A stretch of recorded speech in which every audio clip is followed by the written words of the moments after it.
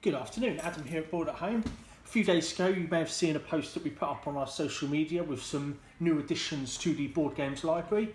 That was Exodus, Paris Nouveau, Dragonwood and Dragons and Chickens. Said that we'd do an unboxing on one of those. We've chosen Dragonwood, so we'll just jump in, give you an idea of exactly what is in the game. So it's a game for 2 to 4 players. It is aimed more towards children, but it makes for a great light family game. So we'll just quickly show you the rulebook here. So we've got a nice clear setup, a nice diagram of exactly how we're setting up, and then a reference on the different card types, as well as on the back here the culmination of the rules. There are some variants as well if you want to play those. Probably suggest doing those once you've gotten used to the game, but very clearly laid out, not a lot to it.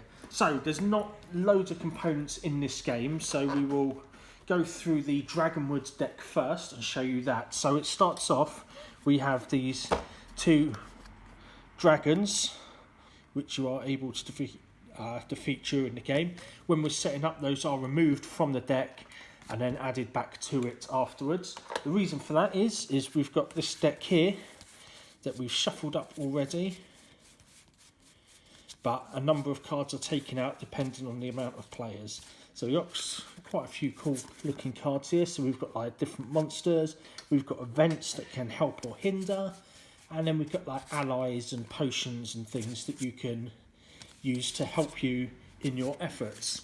I mean, the cards are quite nice. Again, they've got that kind of woven linen-y type feel to them, which is my favourite way of making these cards. I think it just makes them a lot more durable for the players. Here we have our player aids, just to give you a reference and easy guide there. These are the cards that we will be collecting sets of throughout the game. Again, these have been shuffled and they're in a number of suits, including some extra cards if you're lucky enough to draw these. There's only a limited number of those.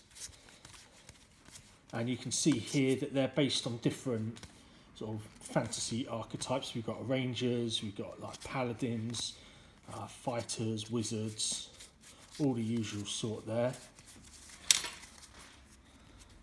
And we use those to collect sets so that we can fight the monsters and dragons. And finally, we have dice.